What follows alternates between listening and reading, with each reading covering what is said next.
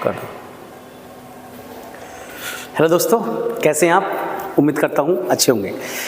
तो चलिए, स्वागत है आपका मेरे साथ जीके की डेली डोज में। और आज हम जीके की डेली डोज की क्लास नंबर 13 लेकर आए हैं, ठीक है, जिसमें हम 5 क्वेश्चनों का विश्लेषण करने वाले हैं।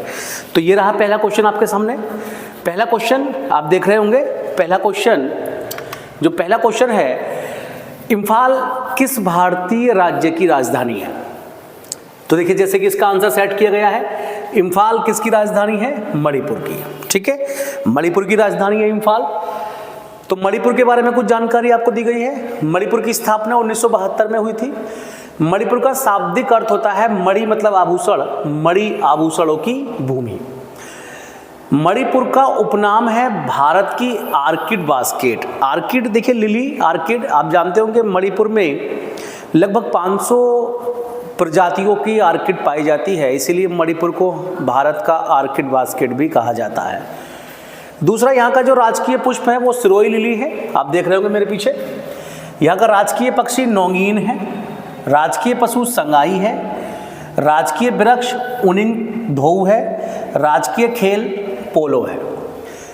कुछ विशेष जानकारी भी मणिपुर के बारे में है। केबुल लामजाओ, लोकटक झील, सिरोही लिली, तीनों के बारे में पॉइंट बता देता हूँ। देखिए, लोकटक झील विश्व की एकमात्र तैरती हुई झील है, मीठे पानी की झील है और उत्तर पूर्वी भारत की मीठे पानी की सबसे बड़ी झील है। लोकटक झील में ही एक विशेष प्रकार के घास पाई जाती है, जिसको फूमडिस स्थानीय भाषा में कहा जाता है। वो एक तरह के हाइड्रोफाइट्स पौधे हैं जो तैर रहे हैं, जिनकी जड़ें नीचे इतनी मजबूत हो चुकी हैं कि उन पर जीव जंतु पेड़ पौधे भी निवास कर रहा है। इसीलिए उस जंगली क्षेत्र को केबुल लामजाओ एक जगह है वहाँ पर, जिसे भारत सरकार ने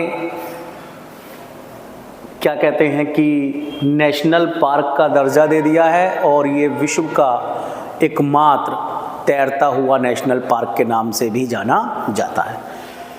सिरोही लिली के बारे में भी एक जानकारी यह है कि सिरोही लिली केवल मणिपुर में पाया जाता है। सिरोही लिली एक फूल है जो केवल कहाँ पाया जाता है? मणिपुर में। और विश्व में सिरोही लिली मणिपुर में ही मिलता है। ये तथ्य मणिपुर को यूनिक बना देता है, ठीक है प्यारे बच्चों। तो कुछ मणिपुर के बारे में हमने जानकारी ली। इसके अलावा नागालैंड, त्रिपुरा, सिक्किम ऑप्शन में दिया गया है, तो इनके बारे में भी थोड़ी थोड़ी जानकारी ले लेते हैं। लेकिन नागालैंड, मेरे साथ आप देखेंगे नागालैंड की स्थापना 1963 में हुई थी। इसकी राजधानी कोहिमा है। इसे पूर्व का स्विट्जरलैंड कहा जाता है। यहाँ का राजकीय पशु मिथुन है। यहाँ का राजकीय पक्षी ब्लिथ ट्रैगोपेन है।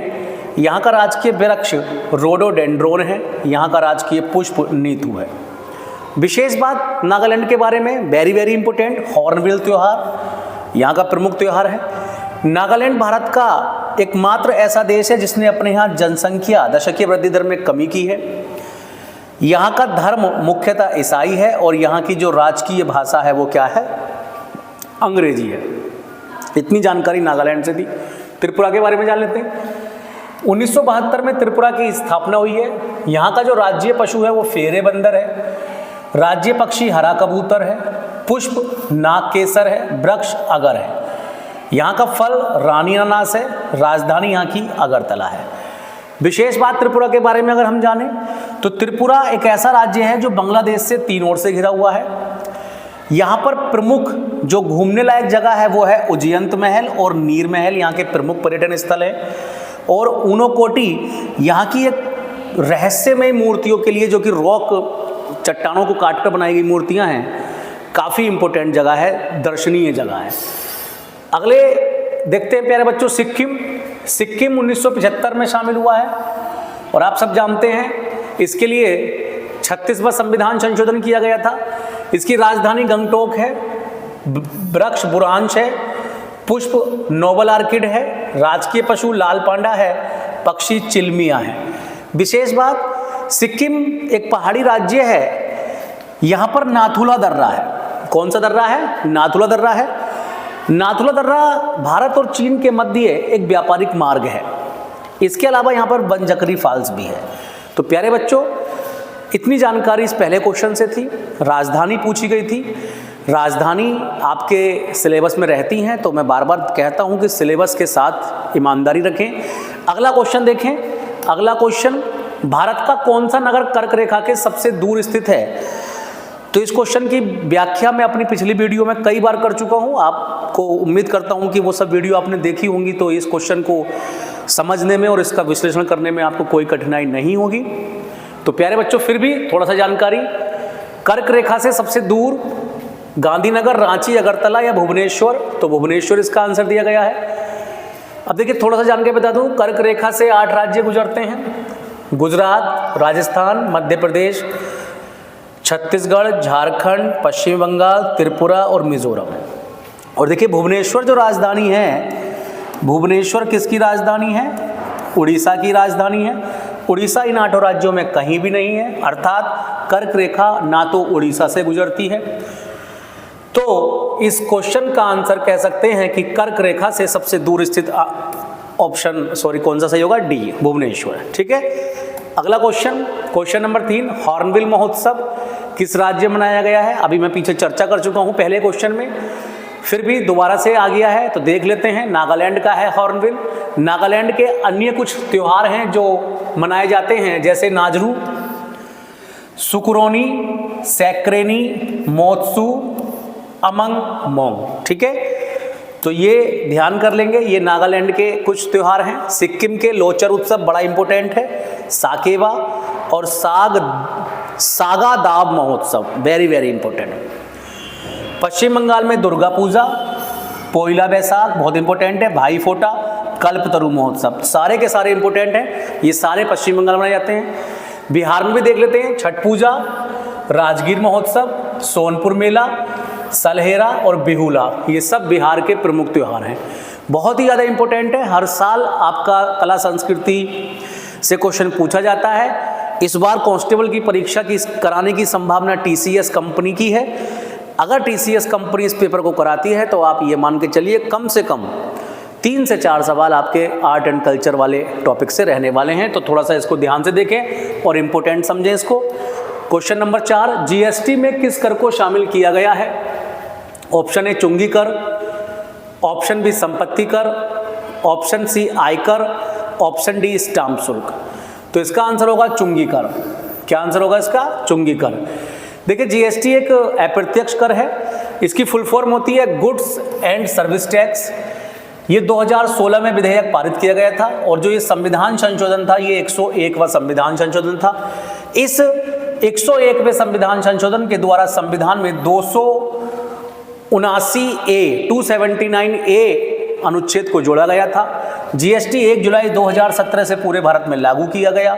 GST 4 प्रकार का होता है: CGST central goods and service tax जो कि केंद्र सरकार लगाती है, SGST state goods and service tax जो कि राज्य सरकार लगाती है, UGST union territory goods and service tax जो केंद्र शासित राज्य द्वारा लगाया जाता है, और एक होता है समन्वित इंटीग्रेटेड GST IGST। ठीक है, इसके आगे हम देखते हैं कि ये जो GST है, ये GST की दरें हैं, ये 5 प्रकार की हैं। GST 0% होता है, 5% होता है कुछ वस्तुओं पर 12% होता है, कुछ पर 18% होता है और कुछ पर 28% होता है।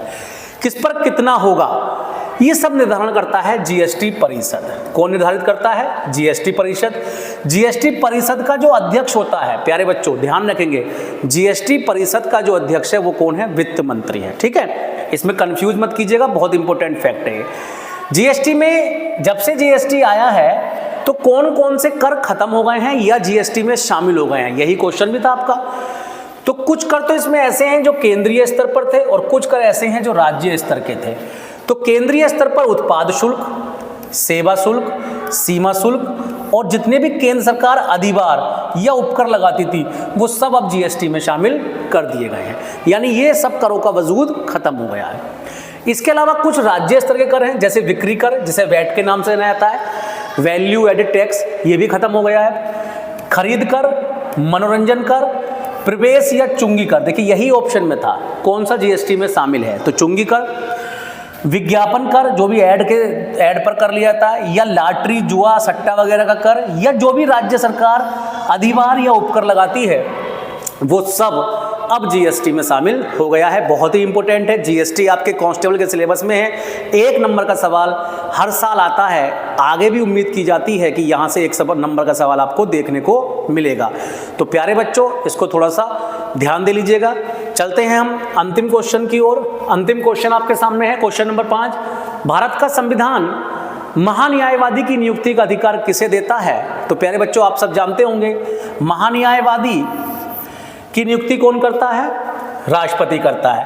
महान्यायवादी जो होते हैं, महान्यायवादी जिन्हें